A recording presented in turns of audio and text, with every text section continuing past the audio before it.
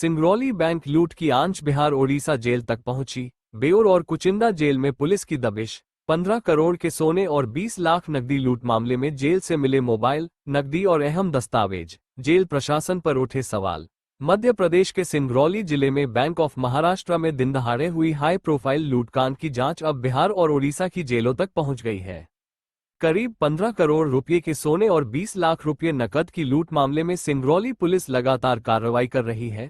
Police को गिरफ्तार आरोपियों से पूछताछ में महत्वपूर्ण जानकारी मिली थी कि बैंक लूट का कुछ हिस्सा गिरोह के सरगना सुबोध सिंह के सहयोगी पीयूष जायसवाल के पास पहुंचाया गया है, जो ओडिशा की कुचिंदा उप जेल में बंद है। इसके बाद सिंगरौली पुलिस ने बिहार की बेउर जेल और ओडिशा की कुचिंदा उप जेल में दबिश दी। पुलिस कार्रवाई के दौरान कुचिंदा उप जेल में बंद पीयूष जायसवाल के बिस्तर से 25,896 रुपए नकद बरामद किए गए। इसके अलावा बैरक नंबर 3 से एक छोटा मोबाइल फोन और कुछ अहम दस्तावेज भी जब्त किए गए हैं। वहीं बिहार की बेउर जेल में बंद लूटकांड के मुख्य आरोपी सुबोध सिंह से भी पुलिस को कई महत्वपूर्ण साक्ष्य और दस्तावेज मिले हैं। सिंगरौली पुलिस अब इन साक्ष्यों के आधार पर पूरे अंतर्राज्यीय गिरोह का खुलासा करने में जुटी हुई है। इस कार्रवाई के बाद बिहार और ओडिशा के जेल प्रशासन पर भी गंभीर सवाल खड़े हो गए हैं। सबसे बड़ा सवाल ये है कि आखिर जेल के अंदर से इतनी बड़ी बैंक डकैती की योजना कैसे संचालित की जा रही थी। देखिए, बैंक ऑफ महाराष्ट्र की जो डकैती सिंगरौली में हुई थी 17 तारीख को, उसमें लगातार विवेचना की जा रही है। विवेचना के क्रम में 2 आरोपियों को, एक चंदन और एक गुलशन को गिरफ्तार कर माननीय न्यायालय प्रस्तुत किया गया और उनकी 7 दिन की पुलिस रिमांड स्वीकृत हुई है।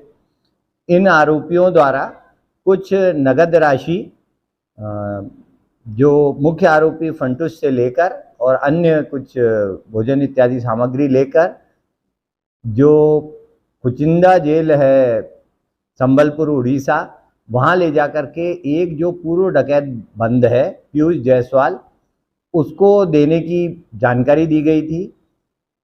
इस आधार पे पुलिस द्वारा आज सुबह कुचिंदा जेल में वहाँ के प्रशासनिक और पुलिस अधिकारियों के साथ दबिश दी गई।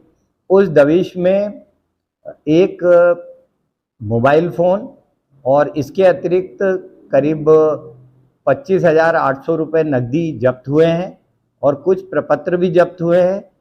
साथ ही जो बेउर जेल है पटना, उसमें भी आज जो प्रकरण में संलिप्त सुबोध के लिए दबिश दी गई थी, वहाँ भी कुछ प्रपत्र प्राप्त हुए हैं।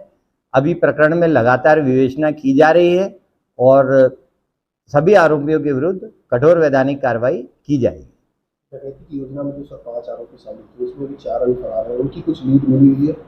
देखिए, मुख्य आरोपी जो फंटूस है उसकी लगातार तलाश के लिए टीमें लगी हुई हैं।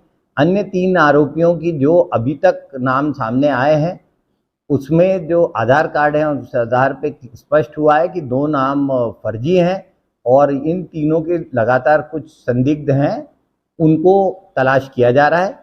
उनको मिलने पर ये खुलासा किया जाएगा। सुबोध सिंह जो है सर, ये माना जा रहा है कि ये मुख्य आरोपी है, ये यही पूरी अपनी गैंग को चला रहा था। कि अंतर्राज्यीय गिरोह है पूरा? निश्चित तौर पे एक अंतर्राज्यीय गिरोह है और जो सुबोध सिंह है ये पूर्व में भी ऐसी कई डकैतियों में शामिल रहा है और उसकी संलिप्तता और पीयूष जायसवाल की संलिप्तता इस प्रकरण में पाई गई है।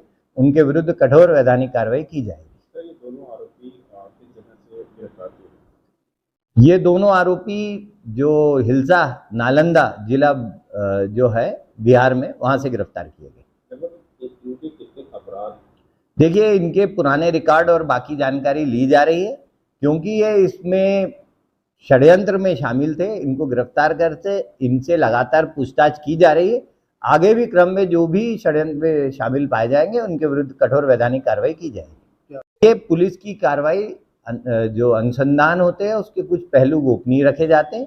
लगातार पुलिस की कार्रवाई जारी है और निश्चित ही इसमें जो भी आरोपी लिप्त होंगे उनके विरुद्ध कठोर वैधानिक कार्रवाई की जाएगी और जो लूटा हुआ मशरूका है उसको बरामद किया जाएगा।